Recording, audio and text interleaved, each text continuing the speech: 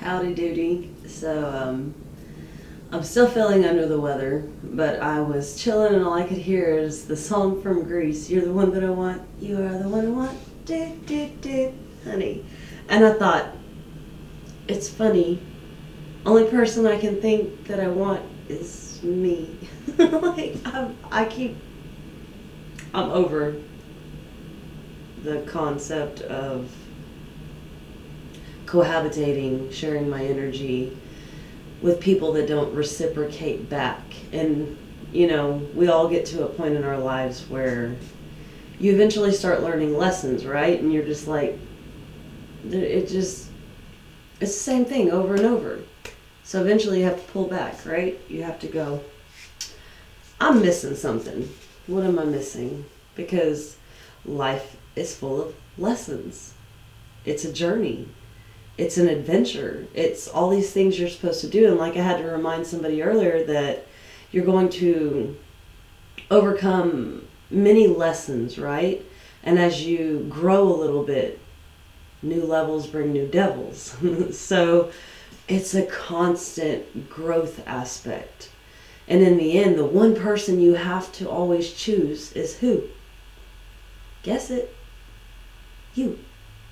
Because when you rely on somebody else to fulfill you, when you aren't happy unless someone makes you happy, you're codependent and you are easily manipulated and affected on an emotional level that doesn't allow you to live your life to the fullest. Now, when you can pull back and go, I appreciate your time and your company, but I don't need it.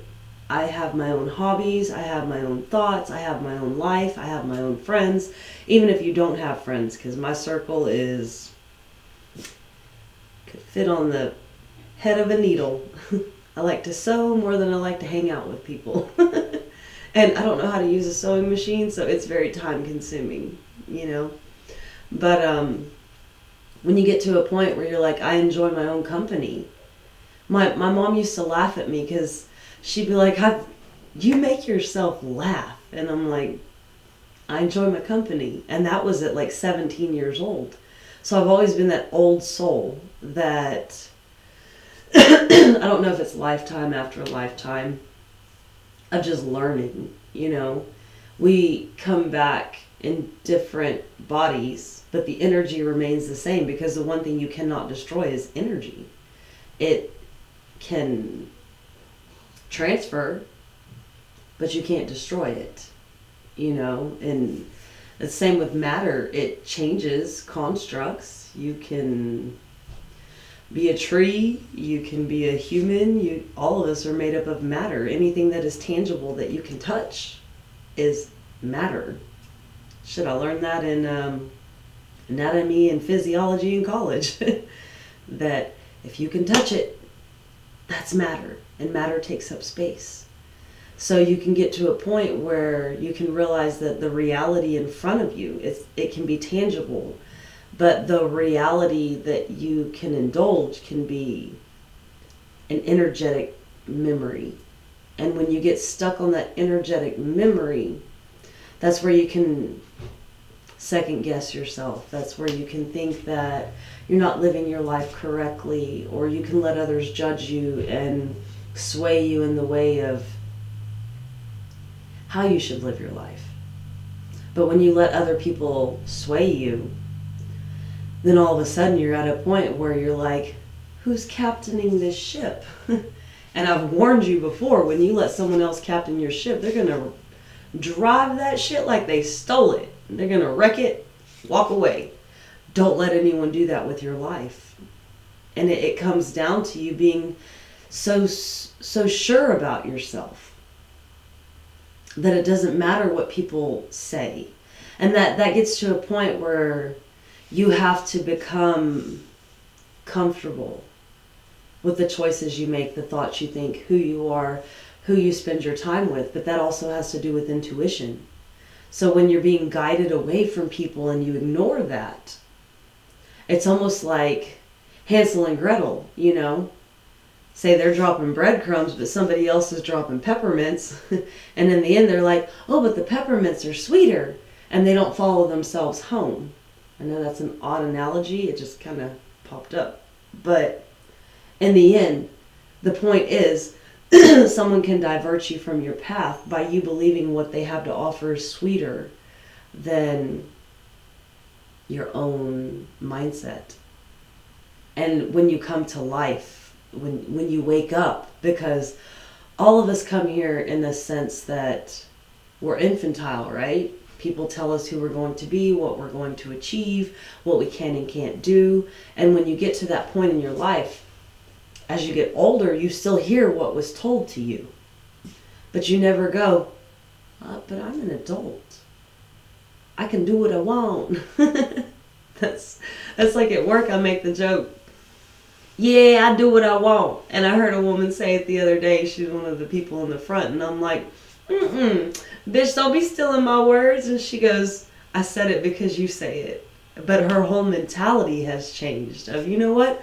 I can do what I want. And it is a mindset, once again, because your mindset, it will dictate how you're going to allow yourself to live your life. If you're a victim, stuck in victim mentality, everyone's out to get me, oh my God, life is miserable, then you're going to be miserable. But if you can see that every action has a reaction and realize that how you participate in those situations is affecting your life, then you can begin to take hold of the reins. And guess what? You're driving your chariot. And other people, when you're flying high or you're in charge, they want to come and test you. They want to come and knock you off because that's the devil's henchman. The devil does not. And this is in a sense of energetic levels, positive and negative energy. But it wants to steal your thunder. I always call a narcissist a thunder thief. Because they're going to come in right as you've got some good news, and they're going to be like, wait, hold up, but I just did this. And you're like, but that's nothing, but okay, you can have it. Because when you're secure in yourself, you don't need validation. You don't need people observing you and thinking, oh, you're a badass. That's not something that's necessary. And actually, the less that you dote on yourself, that gives space for people to go, you're something special. You're very rare. You don't need me, and the more you don't need them, guess what? They need you. It's the power struggle in this life. That's kind of the narcissistic empath power struggle. Because narcissists and empaths are bred from the same cloth. It's just how they handle it that makes it different. Because as an empath, we've endured great pain and don't want anybody else to feel that. As a narcissist, they've endured great pain and they want to protect themselves at every cost to never feel that again. There's a difference between somebody who has empathy and somebody who has the will to protect themselves. And those are the people that are dangerous because they will make a playing field. They will make you jump through hoops and overcome their obstacles and always change the goalpost. You'll never even know what the game is. And then the whole time that you're trying to entertain their idea of the game, they're draining you. And you can tell this by, if you're like, oh my God, I'm so exhausted. I hung out with so-and-so and now I don't want to get out of bed. Or my job is killing me. And you have health issues. And I know it's the ideal utopian world. We could live lives that benefit us, right? But we live in a dystopian world where we benefit the greedy party. They will work us. And it goes back to the same thing, like I said at work the other day. A guy was complaining about the prices of the perfume, and in the end I said, the devil makes the prices, I just work here. I don't know what to tell you.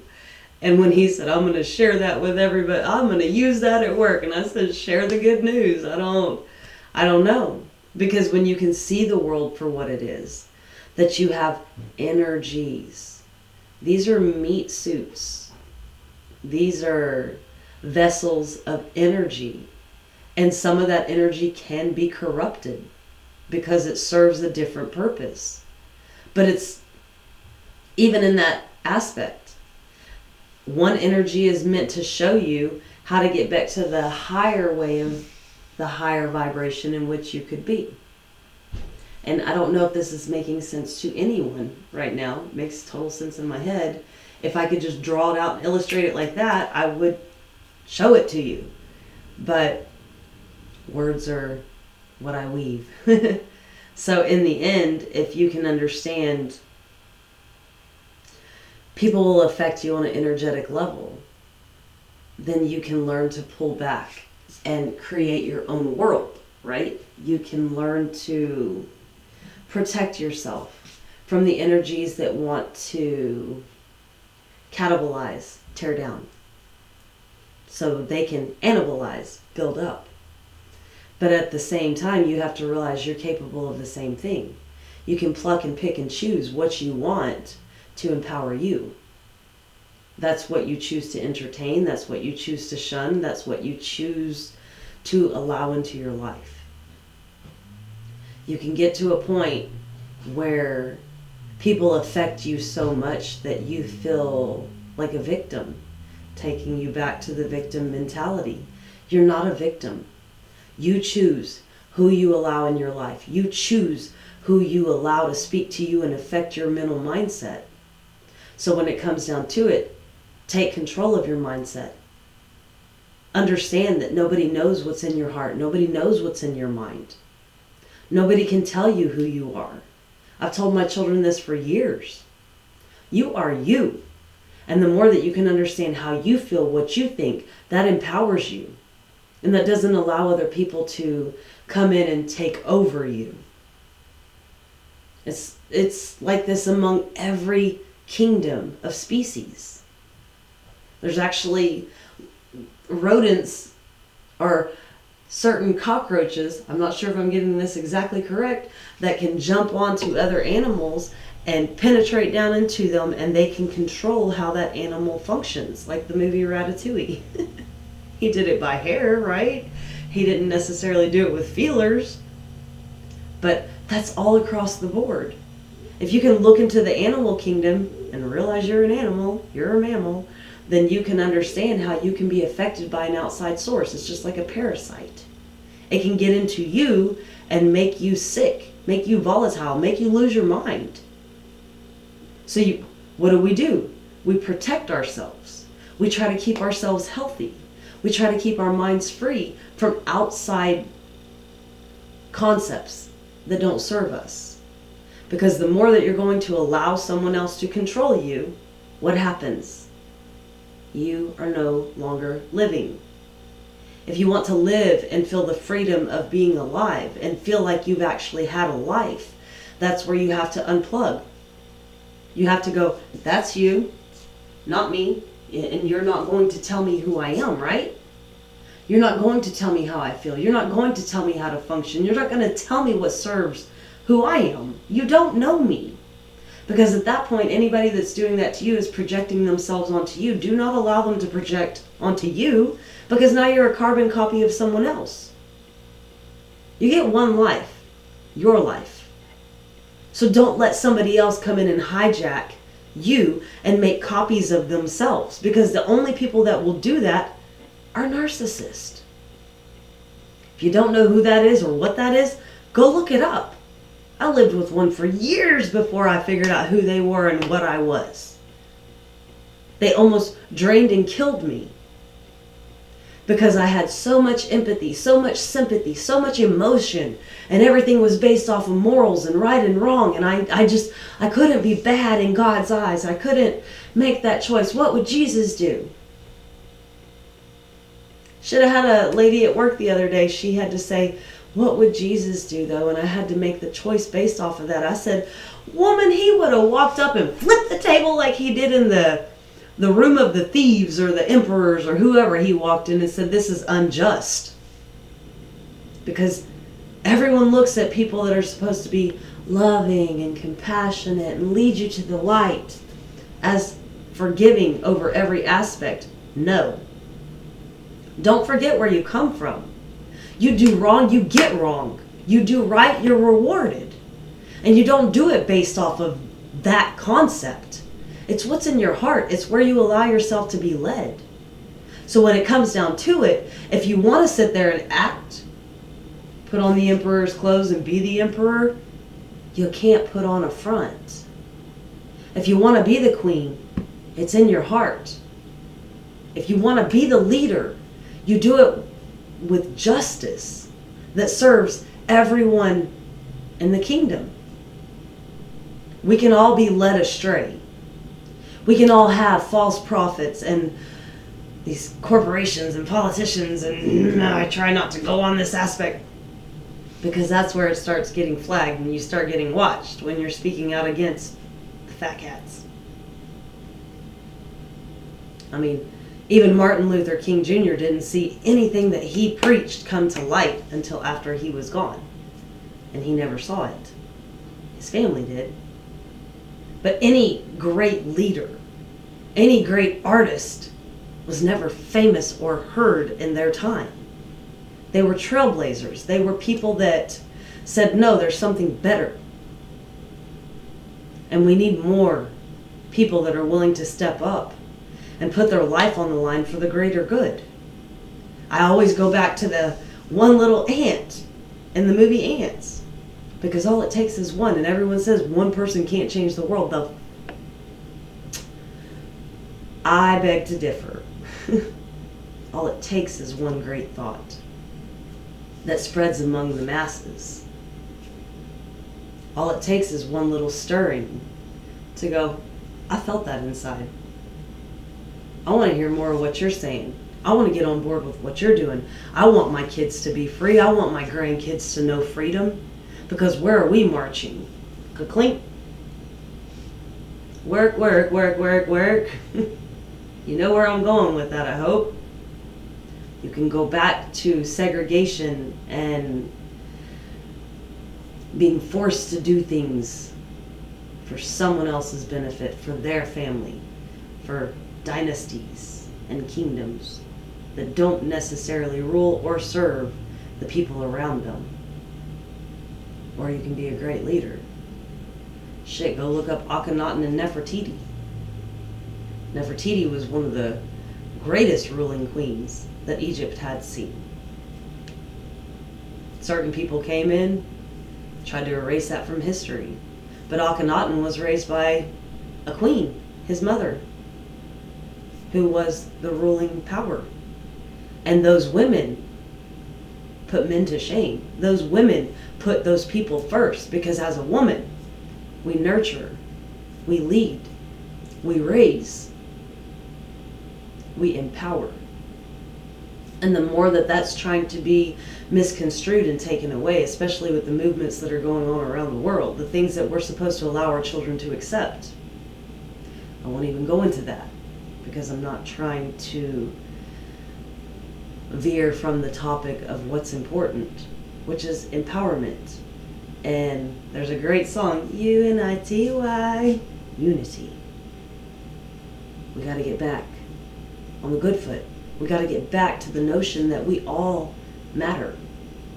No more of this certain lives matter and other lives matter and I should have the freedom to speak up just like you do. We all have a voice. Use it how you will. Don't mandate or dictate that I use my voice in the manner you choose to use yours. I have freedom of speech, my own free will. I serve a higher purpose. I will not speak on behalf of that of which I don't care what you choose. I will only speak in the notion of what I'm guided to spread. So back to the very beginning. You're the one that I want. You are the one I want. Ooh, ooh, ooh. Who? Yourself. Choose yourself and find that you hit the jackpot. Because in the end, when you choose yourself, the world sees it. Man, that person has something going for them that I want to know what they got going on. Because you become unshakable, unstoppable, untouchable. Creative juices flow, and the next thing you know, you're a builder for a higher power. So I'm just going to leave it on that note. Good food for thought, and peace, love, and light.